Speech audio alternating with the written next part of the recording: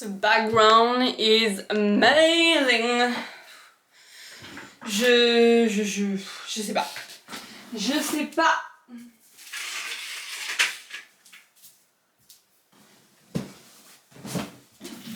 Bon. Hey guys. Aujourd'hui ça va vraiment être une vidéo chillax.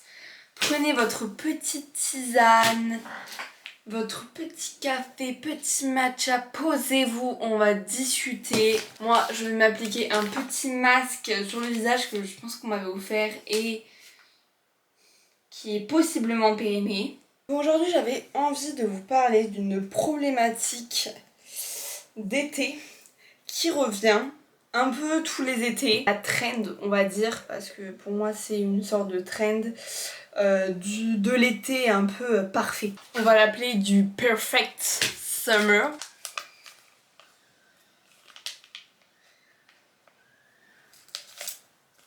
Oh. Il y a du liquide qui se gicle du truc.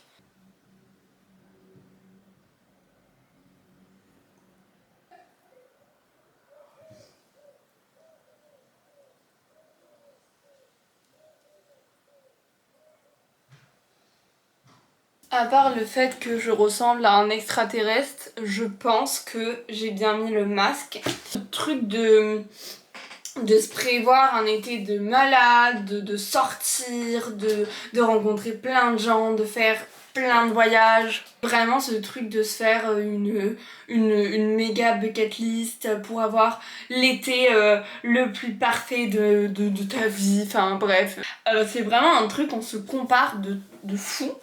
Là-dessus, et je dis ça parce que l'été dernier c'est vraiment quelque chose qui m'a énormément pesé sur moi. J'étais en état dépressif en fait tout l'été, plein de trucs qui arrivaient dans ma thérapie, mais ça empiré avec ce truc que je voyais sur les réseaux de photos en Italie, vraiment surtout c'était surtout l'Italie. D'ailleurs si vous regardez mes vidéos de l'année dernière, vous le voyez, franchement dans pas mal de vidéos je l'ai partagé en fait, ce truc de vraiment de me dire mais ma vie c'est de la grosse merde, ma vie je suis comme un poisson hors de l'eau en train de se dessécher vraiment et j'étais juste pas du tout bien. Et je remets pas du tout la faute sur les gens qui sortent, les gens qui arrivent à avoir cet été parfait, et je mets des gros guillemets parce que c'est complètement faux, évidemment il n'y a rien qui est parfait, juste j'en parle et je parle des côtés un petit peu néfastes et surtout des côtés un petit peu néfastes des réseaux sociaux en général, de ne partager que le côté positif. Alors, en vrai, je peux carrément comprendre les gens qui sont sur les réseaux sociaux et qui n'ont pas envie de partager le côté négatif, parce que tu t'en prends tellement la gueule. Concrètement, tu t'en prends vraiment plein la gueule. Déjà, t'es beaucoup plus face aux critiques, vu que tu partages ta vulnérabilité, ta fragilité, entre gros guillemets, parce que en réalité, c'est absolument pas fragile d'aller mal, c'est totalement normal, hein, on l'a tous, et c'est juste en fait la vie. Mais je sais plus c'est quand que j'en avais parlé, je crois que c'était dans une vidéo en janvier ou en février, où j'avais vu un commentaire sous une vidéo de Noémie Makeup Touch, de quelqu'un qui lui disait, c'était une vidéo hyper positive, vraiment de renouveau, etc. Et qui disait c'est trop bien, ça fait du bien de voir des influenceuses qui sont pas en dépression, parce que là franchement c'est chiant quoi, ou un truc dans le genre. Et j'avais trouvé ça tellement hallucinant, déjà sur plusieurs points. Déjà sur le premier point, c'est que Noémie ne s'est absolument pas cachée et en a parlé qu'elle a eu beaucoup de problèmes sur sa santé mentale depuis les dernières années, qu'elle a une santé mentale très fragile, qu'elle va pas forcément bien, etc. Et quelqu'un lui a mis ça sous une de ses vidéos, donc déjà non-respect envers elle, total. Et du coup ça montre aussi totalement que une vidéo ça ne veut absolument rien dire. Vraiment, enfin là je pourrais vous partager des trucs hyper positifs, vraiment good feeling et tout, et derrière en fait je suis en dépression et je suis en train de pleurer, hein. Et en fait non respect envers toutes les créatrices de contenu, toutes les influenceurs, parce qu'en fait, enfin non, euh, c'est vraiment, enfin j'avais pris la, enfin c'est comme si quelqu'un disait ah c'est bien de pas avoir quelqu'un qui n'a pas le sida, parce que là c'est franchement plus possible, il y a plein de gens qui ont le sida en ce moment. Et je prends le sida parce que les gens comprennent pas en fait que la santé mentale c'est une santé aussi. C'est-à-dire que si tu es en dépression, tu es malade, c'est une maladie, c'est comme le sida, juste que c'est pas physique quoi, c'est tout. Et il y a plein de gens qui ne comprennent pas ça. Donc à quel moment en fait, à quel moment tu te permets de mettre ce genre de commentaires?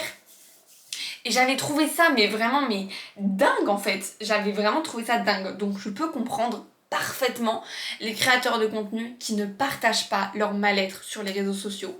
De ma part, je suis plus que ravie de partager sur cette chaîne YouTube tous les aspects positifs, les aspects négatifs, quand je suis en état dépressif. D'ailleurs, vous l'avez bien vu, hein, concrètement, je vous partage à peu près tout. Je vous partage pas forcément sur le moment donné, parce que la plupart du temps, je suis tellement mal qu'en fait, je peux pas me poser, monter des vidéos de moi qui suis en train de pleurer, c'est pas possible, je ne vais jamais y arriver.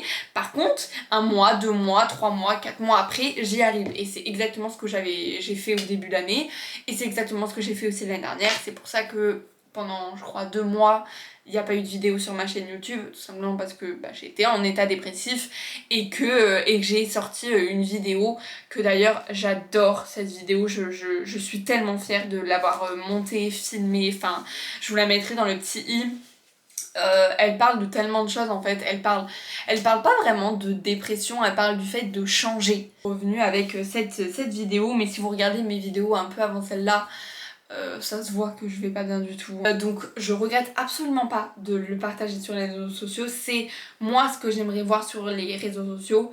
Ce que je peux comprendre les gens qui ne partagent pas, mais moi c'est ce que je cherche et c'est ce que j'ai vraiment envie de partager, donc je ne regrette absolument pas. Mais je trouve que ça reste quand même un problème sur les réseaux sociaux parce que, bah, je veux dire, c'est beaucoup moins facile de se comparer et de vouloir la vie de quelqu'un quand tu vois les galères qu'il a derrière, parce que tout le monde en a des galères, tout le monde, vraiment tout le monde. Alors on n'a pas le même degré de galère, ça c'est une certitude, mais on a tous des galères.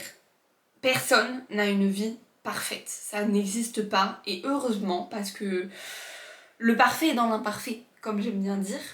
Si les choses étaient parfaites, franchement on s'ennuierait. Mais ouais, montrer en fait que juste ma vie n'est pas parfaite, j'ai des galères aussi.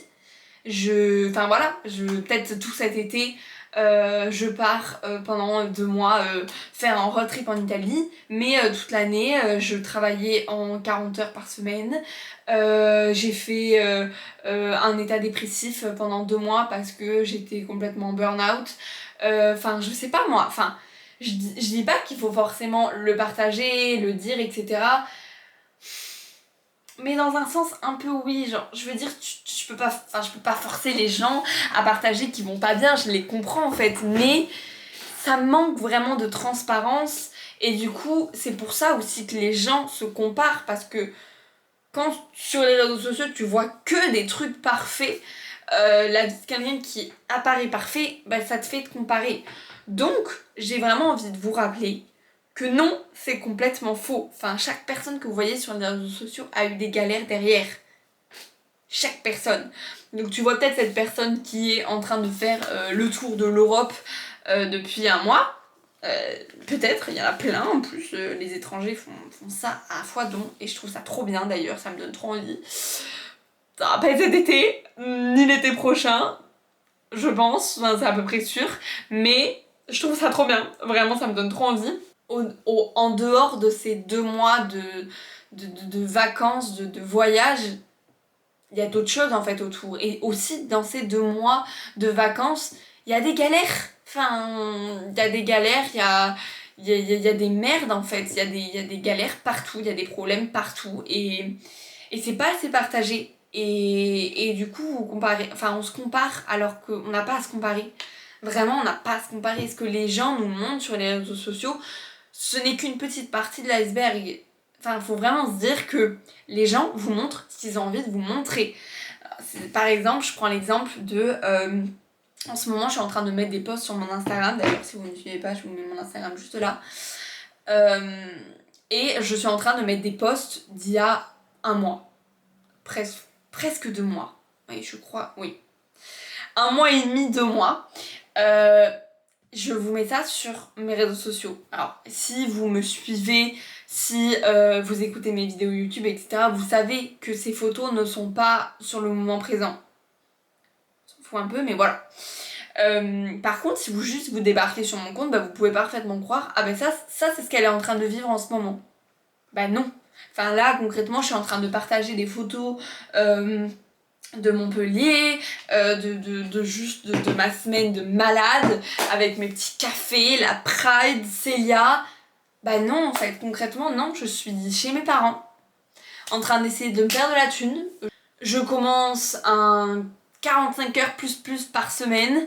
Je suis épuisée, il fallait que je fasse du montage, j'en ai absolument pas fait parce que je suis morte. J'ai eu mon rendez-vous avec ma thérapeute ce matin, qui m'a juste dit que je croyais que j'étais le centre de l'univers. Enfin, non, concrètement, non, ma vie n'est pas celle que j'affiche sur mon Instagram. Et il faut juste le comprendre en fait. Les gens peuvent vous sortir des photos, peut-être, alors, je sais pas moi, peut-être que pendant une journée, ils ont pris des photos. Une journée, c'était en mode et le lendemain, eh ben, ils sont dans leur lit, en train de déprimer, de manger des chips et de regarder une série. Vous ne le saurez jamais. Vous ne le saurez jamais parce que eux, ils vont vous montrer des stories qu'ils ont pris le jour d'avant où ils sont hyper heureux et tout. Et voilà. Et vous allez vous dire, oh là là, mais moi je suis dans mon lit en train de manger des chips et de regarder une série et eux, ils sont là, ils sont trop heureux, franchement, ils sourient, ils sont au highlight de leur vie. Bah non. Concrètement, non. Enfin, tout ce que les personnes vous montrent sur les réseaux sociaux peut potentiellement être faux. Peut potentiellement ne pas être sur le moment présent. Et surtout, et ça c'est dans tous les cas, est qu'une partie de l'iceberg. Et je voulais aussi un peu parler de cet aspect physique du corps. Parce que je sais qu'il y a énormément de personnes qui se comparent au niveau du physique. Et vraiment, l'été est une énorme source d'angoisse pour tellement de personnes. De vraiment avoir le physique parfait, de pas pouvoir aller à la plage parce que, je sais pas moi, parce que t'as des bourrelets, parce que t'as de la cellulite, parce que t'as des formes, parce que t'as un corps en fait, tout court. Parce que concrètement, un corps, c'est pas ça. Un corps, c'est tout en fait. Un corps, ça parle de tout en fait. Que vous ayez des cuisses, que vous ayez des fesses, que vous ayez de la cellulite, que vous ayez des cicatrices, que vous ayez pas de sein, que vous en ayez, qu'importe en fait, que vous ayez des poils.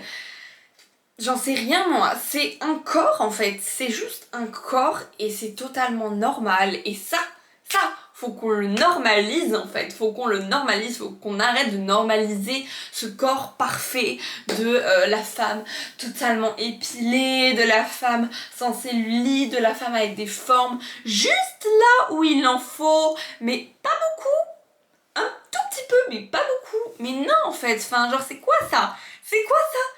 C'est même pas 2% de la population, genre. Non, on va pas normaliser quelque chose qui est, je sais pas moi, 3%? 3% de la population? 4 grands maxi? À quel moment?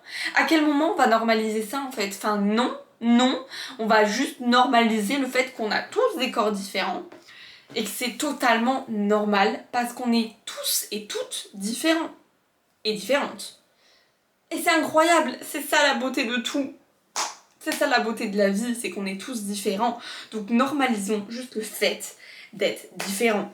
Tu vas à la plage, t'as pas les mêmes fesses que la meuf d'à côté, on s'en fout, c'est normal. Vous ne pouvez pas avoir le même corps. Tu vas à la plage, tu t'es pas épilé, on s'en bat les steaks, vraiment. tes poils, c'est totalement normal, c'est pas sale, même s'il y a plein de gens de tout, en fait, de tout sexe, toute origine, qui croient que c'est sale. C'est pas sale, sincèrement, c'est juste des gens qui essayent je sais pas moi, de te faire culpabiliser d'autres personnes. Ou alors même, c'est même pas ça, même ils disent non mais moi j'ai aucun problème avec ça, juste c'est super sale et tout. Je suis en mode mais franchement faites vos recherches en fait. Enfin ça me fatigue les gens qui partagent des informations comme ça parce qu'il y a des gens qui vont tomber sur ces commentaires là, qui vont se dire ah oui effectivement. Mais non en fait, et c'est prouvé scientifiquement que les poils ne sont pas sales. Et pour les gens qui croient vraiment que les poils sont sales, dites-moi à quel moment les poils sont sales sur les femmes, mais les poils ne sont pas sales sur les hommes. On a des poils différents. Oh mon dieu, c'est pas la même chose. C'est pas la même chose, ça ne salit pas de la même manière. Enfin, c'est bon à un moment. Donc bref, ça c'était la petite parenthèse poils qui me gave. Je tiens à dire que cet été, je me suis épilée les gars. Je me suis épilée. Pourquoi je me suis épilée? Parce que pour ceux qui ne le savent pas, je ne m'épile plus depuis, je sais pas, 3 ans. J'ai recommencé à m'épiler. De base, je l'avais fait parce que je me sentais pas bien face à ma famille. J'avais un week-end familial et je me suis épilée. Et en fait, je me suis rendu compte que je me sentais mieux comme ça. Voilà. Donc voilà pourquoi. En tout cas, pour l'instant, j'ai envie de m'épiler. Je vais m'épiler. Par contre, mais je suis vraiment de tout cœur pour que les femmes qui ne veulent pas s'épiler arrêtent de s'épiler en fait. Enfin, vraiment, genre, faites votre vie. Je me suis pas épilée pendant 3 ans. Là, je m'épile parce que, en fait, j'en ai envie. Franchement, j'aime bien là, mes jambes sans mes poils. Je sais que l'année dernière, je détestais. Enfin, je crois que je m'étais épilée une fois. Et après, j'avais arrêté tout l'été. Et je m'étais sentie tellement mal. Je me sentais plus mal en fait sans mes poils qu'avec mes poils. Là, c'est pas le cas. J'aime bien mes jambes comme ça. Et voilà, enfin c'est tout. Vraiment, je me prends pas la tête là-dessus et je me dis, si j'ai envie d'avoir mes poils, je les garde. Si j'ai pas envie d'avoir mes poils, je les garde pas. Alors bien sûr que je vis sur un petit monde de paillettes à croire vraiment ça, parce que c'est faux. Enfin concrètement, non. Enfin, moi aussi, je me sentais super mal toutes ces années où j'avais gardé mes poils parce que j'avais peur du regard des autres. Au monde, j'ai déjà entendu des femmes dire ah là là, regarde, elle a encore gardé ses poils et tout. Et franchement, enfin, ça reste ancré et ça reste toujours à tourner dans ta tête en boucle. Ouais, enfin, je vais pas mentir que ça m'arrange que cette année je me sente mieux sans mes poils qu'avec mes poils, que j'avais envie de les enlever. Parce que parce que voilà, ça aurait été encore un été où juste je me serais un peu battue contre moi-même en soi parce que j'avais vraiment envie de pas garder mes enfin, j'avais vraiment envie de garder mes poils en fait. Bref, je crois que j'ai un peu fini pour ce petit blabla.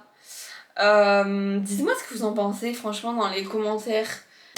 Et voilà, moi je vais me commander un petit Burger King, je pense. Et regarder Vampire Diary, parce que c'est ce que je regarde en ce moment. Je vous fais des bisous, je vous dis à la prochaine vidéo, prenez soin de vous, entourez-vous, regardez des personnes qui vous font vous sentir bien et pas vous faire culpabiliser. Plein de bisous et je vous dis à la prochaine, prenez soin de vous physiquement, mentalement, et voilà!